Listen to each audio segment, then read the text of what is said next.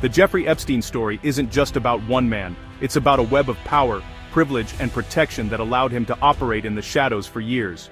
It's about a system that protected him. The victims deserve justice. For too long, their voices have been ignored, their pain dismissed, and their search for answers met with silence or stonewalling.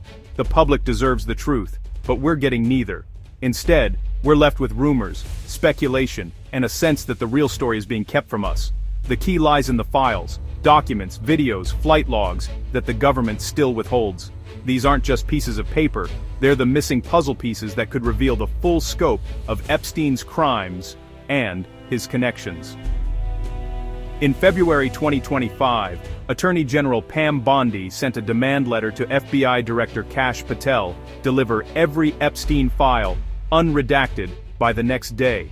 The urgency was unmistakable, the language uncompromising. She insisted, "There will be no withholdings or limitations to my or your access." This was a clear message. No more secrets, no more excuses. This wasn't a routine memo. It was a turning point. A moment when the highest levels of law enforcement demanded full transparency. It was a direct order from the nation's top law enforcement official. The stakes couldn't have been higher. If Bondi demanded everything, why are we still fighting for scraps?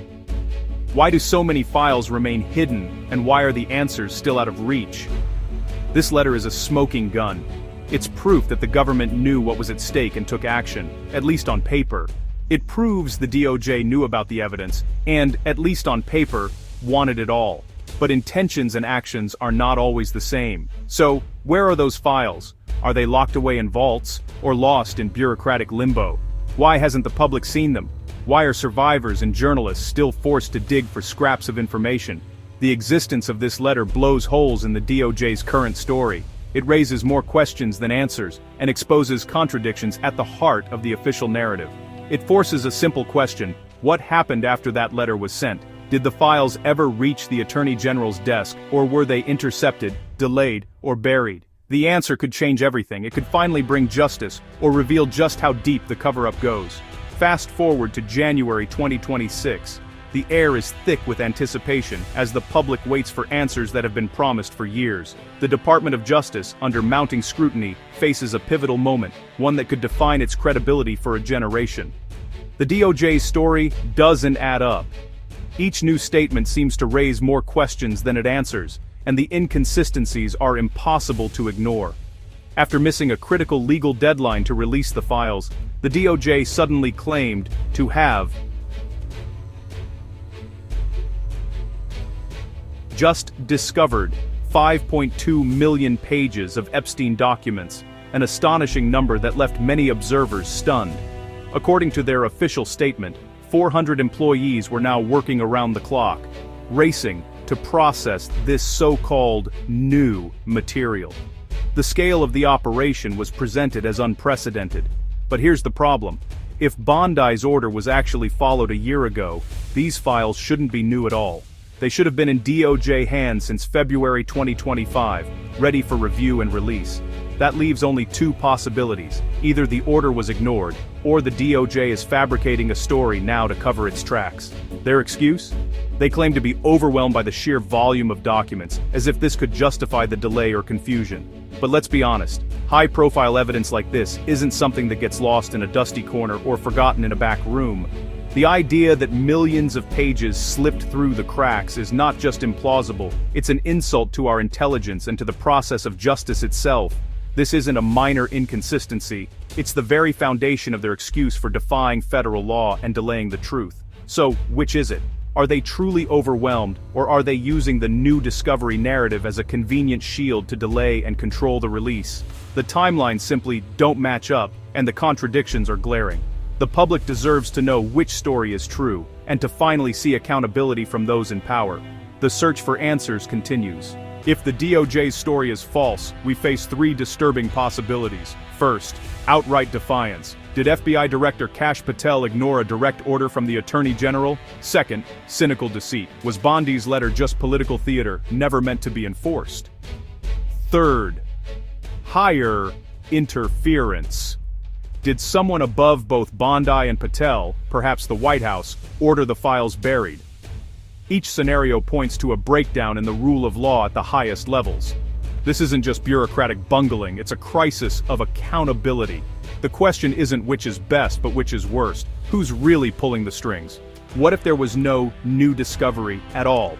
The cover-up theory. The DOJ collected all 5.2 million pages a year ago, just as Bondi demanded, and has been hiding them ever since. Why? Control. If you have the files, you decide what gets released, when, and how. By pretending to review, they buy time, leaking what's convenient, burying what's not. This explains the contradiction between Bondi's letter and the DOJ's excuses, the missed deadline, and the partial redacted releases. It's not incompetence, it's a calculated plan. The protecting victims excuse becomes a shield for the powerful. If true, top officials have lied to Congress and the public, obstructed federal law, and tampered with evidence. This isn't just about Epstein anymore. It's about whether the DOJ can be trusted at all. If this is a cover-up, it's a profound betrayal of public trust. This isn't a political debate. It's about the law. When Congress passes a law and the president signs it, it's supposed to mean something. It's the foundation of our democracy, the very process that keeps government accountable to the people. In November 2025, Congress passed the Epstein Files Transparency Act, nearly unanimously. President Trump signed it, making it the law of the land. The message was clear. The American public deserved to know the truth, and the government was obligated to provide it. The law required the DOJ to release all unclassified Epstein documents within 30 days. No exceptions, no loopholes, just a straightforward mandate for transparency. The deadline, December 19, 2025, came and went. The DOJ ignored it. There was no press conference, no explanation, just silence as the clock ran out. Instead, they released a fraction, 13,000 pages, many heavily redacted and nearly useless. Pages after pages were blacked out, leaving the public with more questions than answers. The law allowed redactions only to protect victims or national security, not to shield the powerful, not to hide embarrassment, and certainly not to protect reputations. The DOJ's actions were a gross failure to comply. It wasn't just a technicality, it was a direct challenge to the authority of Congress and the will of the people. This has triggered a constitutional crisis. What happens when an executive agency ignores a law passed by Congress and signed by the president? The very balance of power is at stake. The law had no penalties for non-compliance, leaving Congress with few options. Without consequences, the law's just words on paper, easily brushed aside. Now there's talk of holding Bondi in contempt, or even impeachment. Lawmakers are searching for ways to enforce their will and restore the rule of law. This isn't posturing. It's Congress fighting to reassert its authority, to remind the nation that no one is above the law, not even the Department of Justice. The stakes, nothing less than the rule of law itself. If laws can be ignored without consequence, what does that mean for our democracy? When justice is delayed, it's often denied. The DOJ's slow release of files isn't just bureaucratic, it's a weapon. Every day the risk grows that evidence is altered, destroyed, or selectively redacted. Instead of transparency, we get small, contextless batches, names blacked out, details missing. This serves two purposes: control the narrative and exhaust public interest. A slow drip means outrage fades, the media moves on, and the truth dies by 1,000 cuts. Who decides what's redacted? The law allows protection for victims, but are the powerful being shielded too? Without independent oversight, we can't know. We're told to trust the DOJ, but their actions say otherwise. The longer they hold the files, the greater the danger of tampering. The truth is slipping away. The fight over the Epstein Files is now a flashpoint in the culture war. The White House calls it a witch hunt, a partisan attack. But the push for transparency was bipartisan. Republicans and Democrats alike demanded the files. The law passed with near unanimous support. This isn't about politics, it's about accountability. Even Trump's own chief of staff criticized Bondi's handling of the case, revealing deep divisions. The witch hunt narrative distracts from the real issue: the public's right to know. The victims weren't Republicans or Democrats. The powerful implicated span all factions. When the government defies a law for transparency, it's not being hunted, it's hunting the truth. The right to know transcends party lines. It's a core principle of democracy. Shielding the guilty from the light is the real scandal. We're at a crossroads. The Epstein saga is now a test of our institutions. Delay and secrecy corrode trust, fuel conspiracy, and deny justice to victims. There's only one solution: total transparency.